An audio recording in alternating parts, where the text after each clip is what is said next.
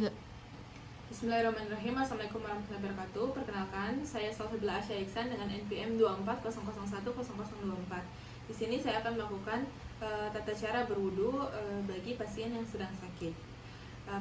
Kondisi sakit tidak menggugurkan kewajiban seorang muslim dalam melaksanakan ibadah, terutama sholat.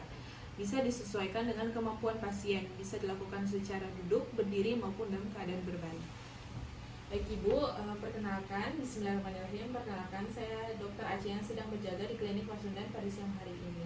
Sebelumnya saya izin untuk mencatat identitas Ibu terlebih dahulu ya Bu ya. Ibu nama lengkapnya siapa? Herbiana. Herbiana. Usianya berapa Bu?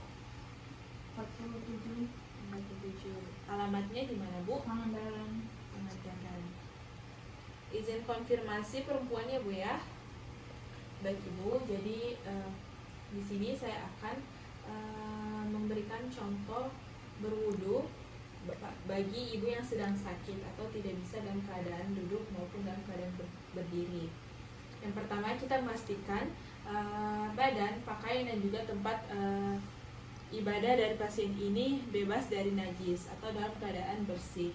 Kemudian pasien yang menggunakan diaper sebaiknya diganti terlebih dahulu, kecuali pasien dalam kondisi buang air kecil atau buang air besar yang tidak terkontrol.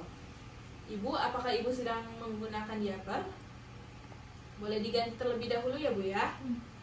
Baik, kemudian kita pastikan pasien juga tidak dalam kondisi luka, baik itu darah ataupun nanah. Kemudian tidak menggunakan NGT, kemudian tidak memakai infus, dan juga pasien tidak dapat mengontrol buang air kecilnya.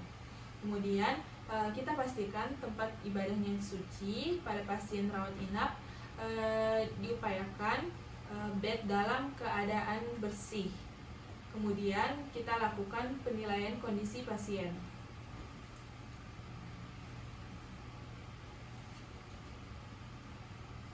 Pasien dapat berwudu dan boleh terkena air, itu bisa.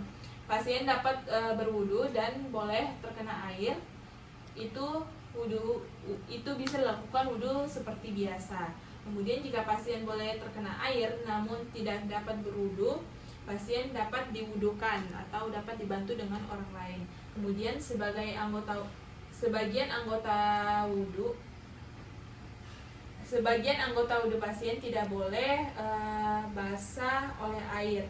Bagian yang boleh terkena air dibasuh seperti biasa.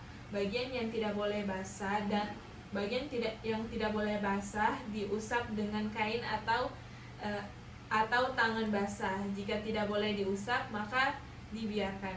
Kemudian ketika pasien tidak boleh terkena air, maka basuhan atau usapan air menyebabkan kesehatan pasien memburuk atau menunda kesembuhan pasien, maka wudu bisa diganti dengan tayamum.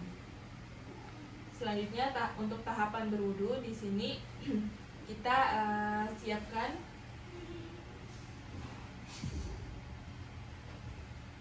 air untuk berkumur.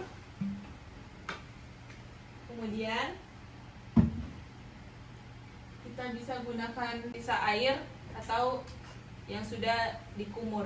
Kemudian kita siapkan air dalam bentuk spray. Kemudian kita siapkan juga handuk kering.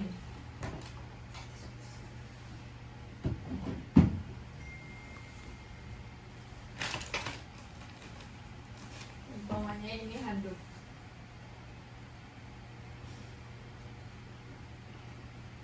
Ibu apakah boleh duduk atau Bisanya berbaring. kalau berbaring? Boleh dalam keadaan berbaring saja. Bisa disesuaikan dengan kondisi pasien. Kemudian kita letakkan handuk kering. Kemudian kita bisa gunakan spray. Kemudian kita mencuci kedua telapak tangan dan jari tangan pasien sendiri atau dengan bantuan orang lain. Orang yang membantu bisa mensucikan, mengambil air dengan telapak tangannya lalu dibasuhkan ke telapak tangan orang yang diwudukan.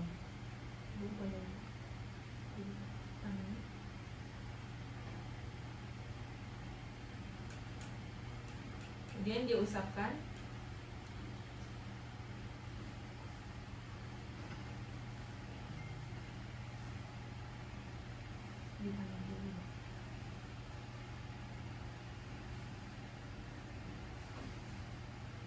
Kemudian kita bisa meminta pasien untuk berkumur-kumur.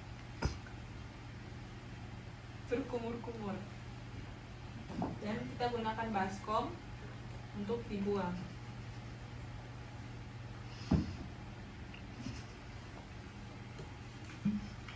Ibu boleh dikumur ya.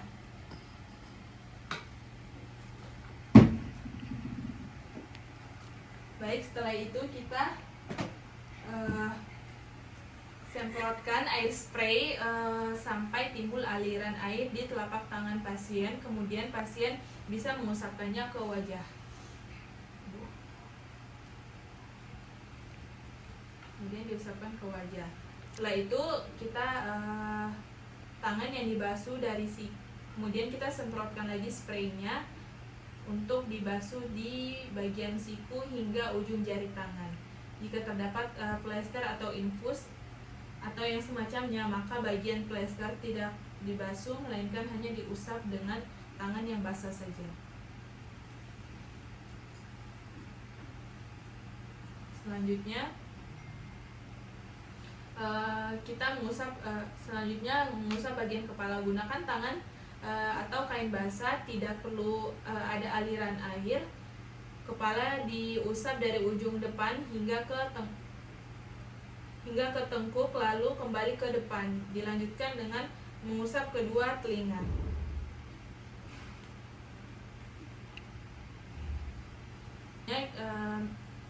Selanjutnya di bagian telinganya ya Bu. Setelah